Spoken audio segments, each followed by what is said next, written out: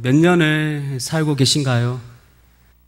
짧게는 몇 달, 길게는 몇십 년, 또 어떤 분들은 평생 이 진도에서 살았을 것입니다.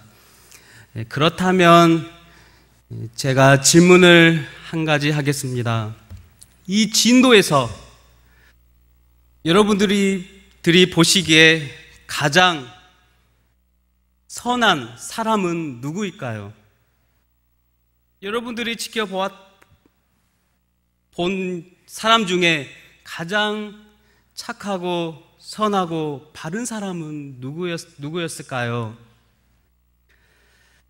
잘 생각이 나지 않을 겁니다. 과연 누가 가장 선한 사람일까? 진도에도 바르고 착하고 선한 일을 하는 사람들은 많이 있을 텐데, 과연 그 중에 가장 선한 사람이 누구냐는 그 질문에 선뜻 대답을 할 수 없을 것입니다. 그럼 내가 가장 선한 사람입니다 라고 말할 수 있는 사람이 있나요? 지금 이곳에 있는 사람 중에 내가 이 진도에서 가장 선한 사람입니다, 가장 바르고 의롭고 착한 사람입니다라고 말할 수 있는 분이 계신가요? 그렇게 말할 수 있는 분이 계시다면 그는 양심의 털이 많이 있는 분일 겁니다. 양심의 털이 많은 사람이죠. 과연 내가 가장 선한 사람입니다라고 말할 수 있는 분이 누가 있을까요? 그래서 성경에서는 이렇게 말하고 있죠. 의인은 없나니 하나도 없다라고 말씀하고 있습니다. 그렇다면 정말 이 세상에 의로운 사람이 하나도 없을까요? 이 성경이 거짓말을 할 이유는 없죠. 이 성경은 하나님의 진리의 말씀인데, 과연 이 세상에 의로운 사람이 하나도 없는 것일까요? 하나님께서는 우리를 향한 놀라운 계획을 가지고 계십니다. 그 계획은 바로 우리들이 거룩하고 흠없이 살아가기를 원하고 계시는 것이죠. 그것이 하나님의 놀라운 계획이에요. 우리들이 거룩하고 흠없이 살아가는 것, 그것이 하나님의 우리를 향한 계획입니다. 예수님을 나의 구주로 믿고 우리는 이제 죄인에서 의인이 되었습니다. 그러나 의인이라고 해서 흠없고 거룩할까요?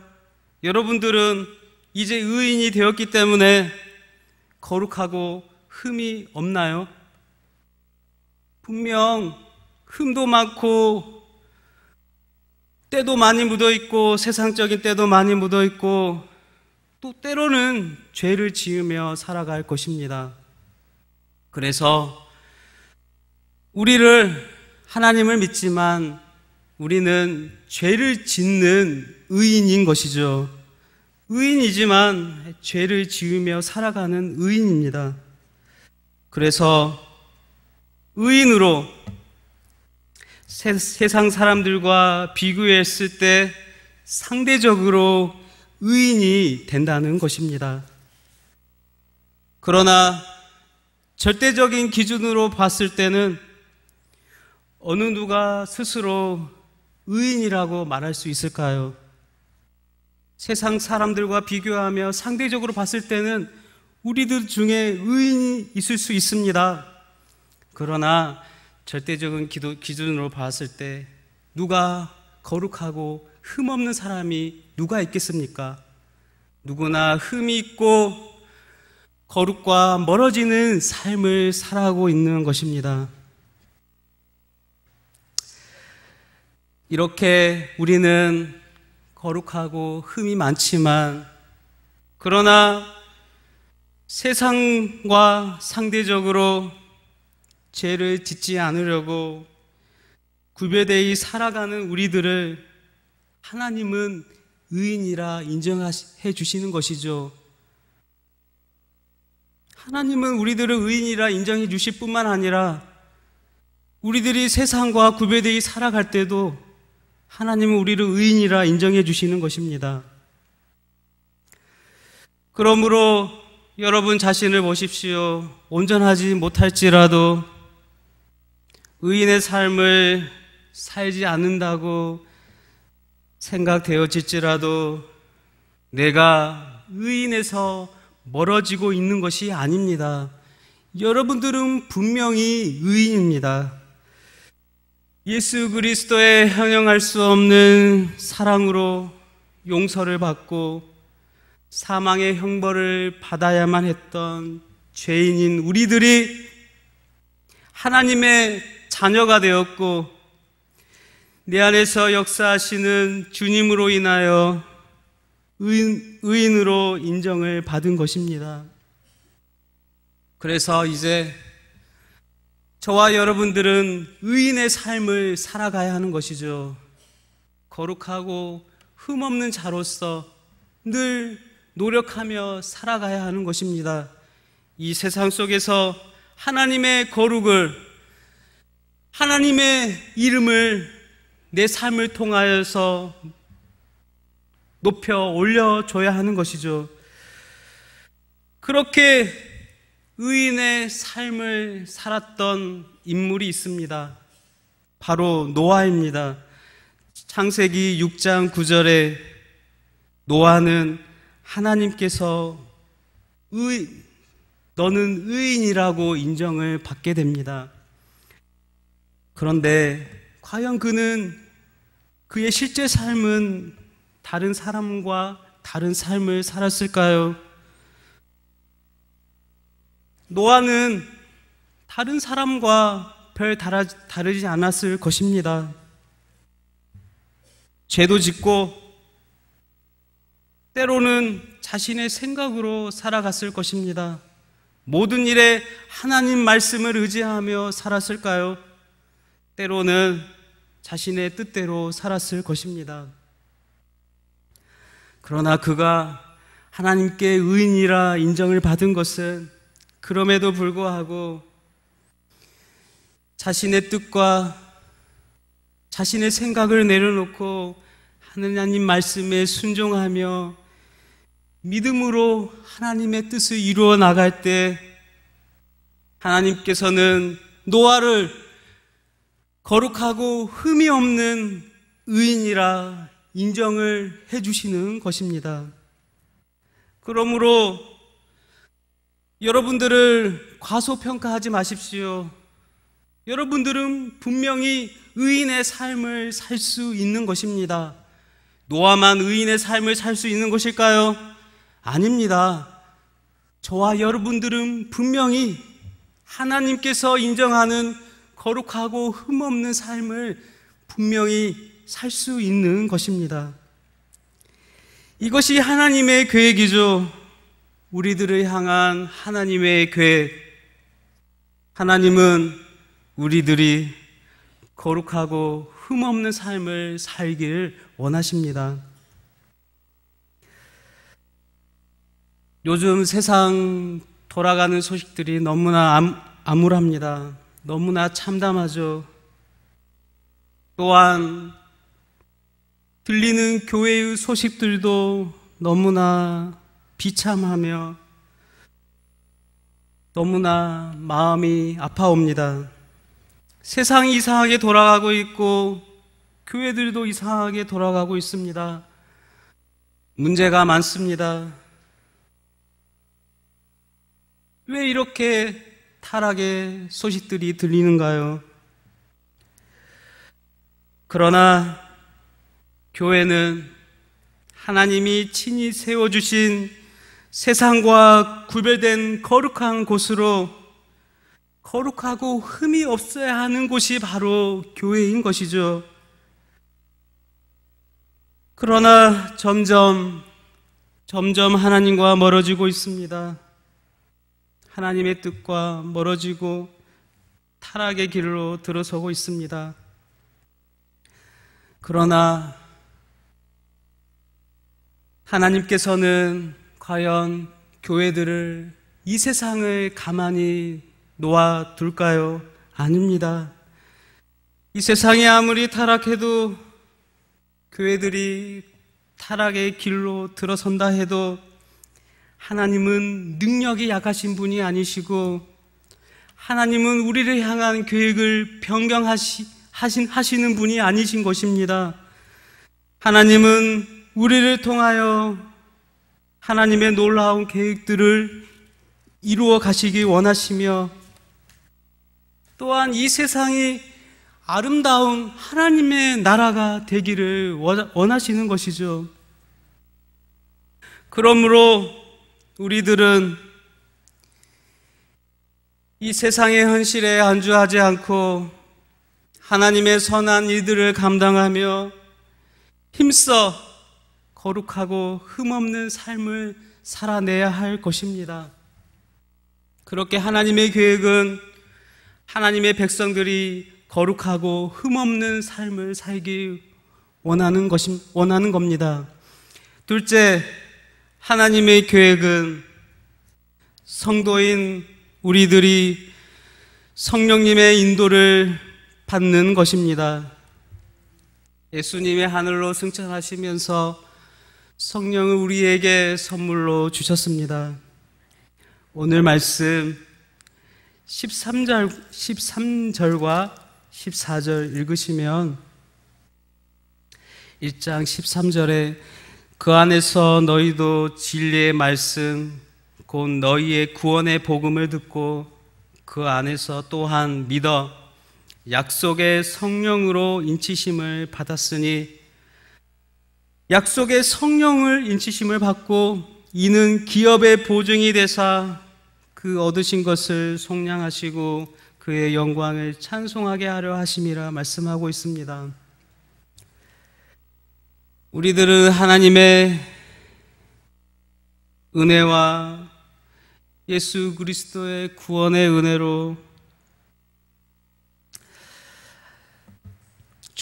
예수님을 믿고 이제 주님의 성령을 받았으며, 더불어서 우리 기업의 보증이 되셨습니다. 이 일은 하나님께서 우리의 구원을 계획하시고 그 계획을 예수 그리스도께서 실행하시고,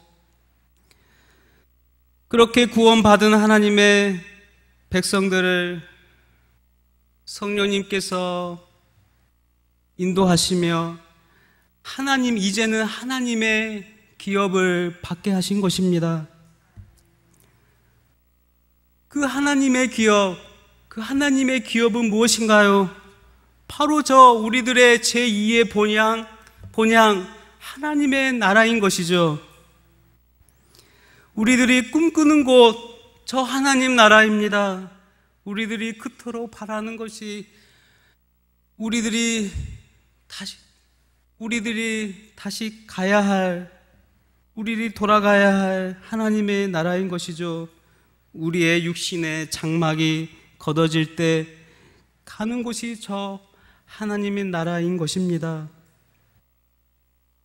또한 저 하나님의 나라만 바라보아야 될까요? 아닙니다. 우리의 육신으로 덮어져 있을 때 육신의 몸으로 살아가는 이 세상에서도 하나님의 나라의 기업을 누리며 살아가도록 우리 성령님께서는 우리들을 복된 자리로 인도하고 계시는 것입니다. 그렇다면 하나님의 기업을 받은 자로서 이 세상에서 어떻게 살아가야 할까요? 우리들은 늘 성령 충만해야 합니다. 늘 성령을 의지하며 살아가야 합니다. 또한 온유한 자가 되어야 하며 모든 일에 참고 인내하며 살아가야 합니다. 그래서 마태복음 5장 5절에 온유한 자는 복이 있나니 그들이 땅을 기업으로 받을 것이라고 말씀하고 있는 것이죠. 그러므로 우리는 늘 성령의 인도함을 받은 자로서 성령을 받은 자로서의 삶을 살아가며 내 안에 계신, 여러분 안에 계시는 성령을 의지하며 하루하루 살아가야 하는 것입니다. 내 안에서 살아서 역사하시는 성령님의 인도에 늘 민감해야 합니다. 내 안에서 역사하시는 성령님을 늘 민감하며 살아가야 하는데 여러분들은 민감하게 살아가고 계신가요? 내 안에 계시는 성령 하나님의 인도함을 민감하게 반응하며 살고 계신가요? 어떻게 하면 내 안에 계신 성령님의 인도에 민감할 수 있을까요? 그것은 바로 내 마음속에서 꿈틀거리는 양심입니다. 양심이 내 마음을 흔들고 계시죠. 양심이 우리의 마음을 두드리고 있습니다. 양심이 하나님의 말씀이 되어 우리들을 말씀으로 끌고 가시는 것이죠. 양심이 우리의 마음을 깨워 여러분들의 마음을 힘들게 하는 것이죠. 그래서 양심에 거슬리는 행동을 하면 어떻게 된가요? 양심에 걸리는 행동을 하면 어떤가요? 마음이 불편합니다. 계속해서 잘못된 일들이 생각나는 것이죠. 내가 잘못했던 일들을 내 마음속에서 자꾸 맴돌고 생각납니다. 그래서 마음이 힘들어지는 것이죠. 그러므로 내 마음속에 양심에 걸리는 것이 있다면 그 잘못된 것을, 그 생각나는 것을 하나님 앞에 나아가 기도하며 회개해야 하는 것입니다. 다시금 그것으로 인해 마음이 찔리지 않도록 회개하며 그것을 하나님 앞에 올려드려야 합니다. 다시금 나의 삶을 거룩으로 돌이켜야 합니다. 성령을 의지하며 그로 인해 거룩하고 흠없는 인생의 삶으로 돌이키며 그렇게 거룩하고 흠없이 살아갈 수 있는 것입니다. 성령을 의지하며 거룩하고 흠없이 살아갔다면 마지막으로 하나님의 계획은 하나님의 영광을 찬양하는 것입니다. 오늘 말씀에서 하나님을 어떻게 찬송하고 계신가요? 우리의 말씀을 찾아보겠습니다. 1장 6절. 오늘 말씀에서 3번 하나님의 영광을 찬송하고 있는데, 먼저는 6절, 이는 그가 살아가시는 자 안에서 우리에게 거저주시는 바 그의 은혜의 영광을 찬송하게 하려는 것이라 라고 그의 은혜의 영광을 찬송하고 있는 것을 보게 됩니다. 또한 12절, 이는 우리가 그리스도 안에서 전부터 바라던 그의 영광의 찬송이 되게 하려 하심이라 라고 찬송하고 있습니다. 마지막으로 14절에 이는 우리 기업의 보증이 되사 그 얻으신 것을 속량하시고 그의 영광을 찬송하게 하려 하심이라고 고백하고 있습니다. 이렇게 우리를 향한 하나님의 계획의 최종 목적은 바로 하나님의 영광을 찬양하는 것입니다. 하나님의 영광을 찬양하는 자가 되어야 하는 것입니다. 그것이 하나님이 그토록 바라시는 우리를 향한 하나님의 놀라운 계획인 것이죠. 그런데 하나님을 향한 찬양이 없는 인생이 되면 어떻게 될까요? 찬양이 없는 인생, 그는 살아있으나 죽은 인생입니다. 이 세상에서 아무런 영향력을 끼칠 수가 없습니다. 세상을 변화시킬 수 없는 것이죠. 그러나 하나님을 찬양하는 자는 다릅니다. 하나님을 찬양하기 시작할 때 내 삶을 세상에서 다시금 하나님께로 내 삶을 돌이킬 때 하나님께서 우리를 통하여 역사하기 시작할 것입니다. 놀라운 일들을 우리들이 목도하게 될 것입니다. 이사야 43장 21절에 이 백성은 내가 나를 위하여 지었나니 나를 찬송하게 하려 하심이라고 말하고 있습니다. 이사야 43장 21절, 이 백성은 내가 나를 위하여 지었고 나를 찬송하게 하려 함이니라. 이렇게 하나님의 구원받은 하나님의 백성들은 하나님을 찬송하는 입술이 되어야 합니다. 그러나 다시금 하나님을 찬양하지 않는 인생은 이 세상 속에서 어떻게 살아가고 있나요? 하나님을 찬양하지 않으면 이 세상에서 살아있으나 죽은 인생이며 이 세상에서 아무런 능력을 발휘하지 못하는데, 과연 그렇게 찬양하지 않는 인생들은 어떠한 삶을 살고 있는 것인가요?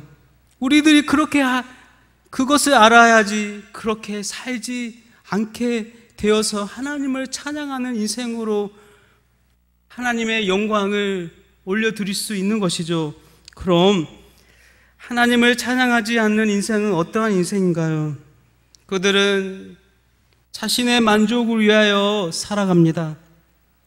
그들의 인생의 목적은 세상의 것을 많이 가지는 것입니다. 하나님의 것을 많이 가지는 것이 아니라 세상의 것을 많이 가지는 것이죠. 어떤 사람이 있었습니다. 그는 전셋집을 살다 꾸준히 적금을 넣고 돈을 모아 20평 아파트를 구입하였습니다. 전셋집에 살다 적금을 꾸준히 넣고 이제 20평대 아파트로 이사 가게 되었는데 너무 좋았죠. 너무 좋았는데 그렇게 몇 년을 살다 친구가 살고 있는 30평 아파트를 보게 됩니다. 나의 친구가 살고 있는 30평 아파트, 자신은 화장실 1개밖에 없는데 그 친구는 화장실 2개가 있는 것이었죠. 그래서 그는 허리띠를 졸라매며 몇 년을 수고하고 고생하여 화장실 2개인 30평대 아파트를 구입하였습니다. 너무 만족스러웠죠. 그러던 어느 날 어느 교회 집사님이 자신의 집으로 초대를 받았는데 그 집은 화장실이 3개 달린 50평대 아파트였습니다. 자신의 30평대 아파트를 보니까 너무나 자신의 집이 초라했던 것이죠. 그래서 다시금 허리띠를 졸라매고 힘을 다해 돈을 모아 50평대 아파트를 샀습니다. 이제 나이도 들고 50평대 아파트에 만족할 줄 알았는데 창문 너머로 멋진 건물이 보입니다. 그 건물은 롯데타워 시그니엘 레지던스 아파트로 연예인들이 많이 살고 있는 100평대 아파트가 눈에 보이는 것입니다. 여러분, 이 사람이 아파트를 구입하는 재능이 탁월하여 시간이 지나 롯데타워 시그니엘 레지던스 100평대 아파트보다 더 좋은 아파트를 구입한다 해도 그의 삶을 만족할까요? 글쎄요, 그는 아마도 또 눈을 돌려 더 좋은 아파트를 동경할 것입니다. 아무리 우리나라에서 제일 좋은 아파트를 구입하여 살지라도 그는 또다시 자신의 삶에 만족하지 못하며 살아가는 것이죠. 여러분들의 마음은 어떠신가요? 100평대 아파트를 갖고 싶으신가요? 100평대 아파트가 갖고 싶으신가요? 갖고 싶을 것입니다. 저도 갖고 싶죠. 100평대 아파트. 그러나 우리는 갖고 싶어도 하나님이 원하시는 삶을 살아가야 하는 것이죠. 허리를 졸라매고 오직 아파트를 향하여 더 높이 할 수 있는 제일 높은 곳으로 올라간들 과연 무엇으로 만족을 누릴 수 있겠습니까?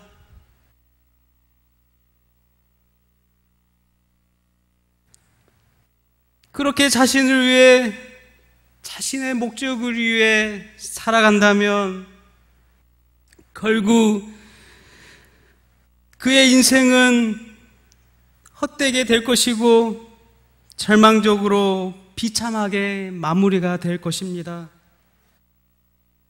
많은 성도들이 교회를 다니지만 엉뚱한 곳으로 자신의 인생을 허비합니다. 하나님께 기도는 하지만 내 자신의 삶의 목적을 위해 기도하고 자신의 인생을 설계하고 있는 것이죠. 그러나 그게 옳은 성도의 삶이 아닙니다. 기도를 했다고 해서 그 기도가 온전한 기도가 아닌 것이죠. 자신의 만족을 위해 기도했다면 그 기도는 헛된 기도입니다. 오직 하나님의 영광을 위해 하나님을 찬송하기 위하여 기도해야 하는 것입니다. 세속적인 복을 추구하면 거룩하고 흠없는 교회의 모습은 사라집니다. 썩은 냄새가 진동했던 타락한 중세 교회들처럼 믿음이 변질되고 세속의 물결로 모래 위에 지은 집처럼 교회들은 와르르 무너지게 될 것입니다. 그러므로 우리는 하나님을 찬양하였던 야베스라는 인물에 주목할 필요가 있죠. 역대상 4장 9절을 한번 찾아보겠습니다. 역대상 4장 9절.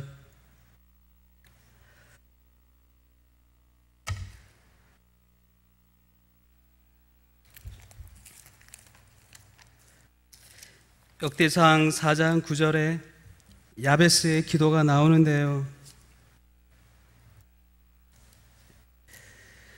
우리 함께 읽도록 하겠습니다. 야베스는 그의 형제보다 귀중한 자라. 그의 어머니가 이름하여 이르되 야베스라 하였으니 이는 내가 수고로이 낳았다 함이었더라. 야베스가 이스라엘 하나님께 아뢰어 이르되 주께서 내게 복을 주시려거든 나의 지역을 넓히시고 주의 손으로 나를 도우사 나로 환난을 벗어나 내게 근심이 없게 하옵소서 하였더니 하나님이 그가 구하는 것을 허락하셨더라. 아멘. 야베스는 그의 뜻처럼 수고로이 고생해서 낳은 자식입니다. 또한 그의 이름처럼 그의 삶은 환난과 근심이 늘 그와 함께 했을 것입니다. 그런 그가 수고로운 힘든 삶을 살아간 야베스가 하나님께 기도하고 있죠. 나의 지역을 넓히시고 주의 손으로 나를 도우소서라고 고백하고 있습니다.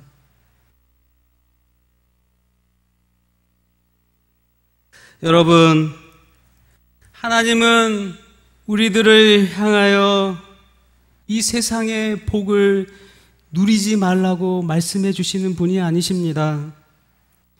세상 속에서 세상이 누릴 수 있는 것을 누리며 살도록 그렇게 인도하여 주시는 분이십니다.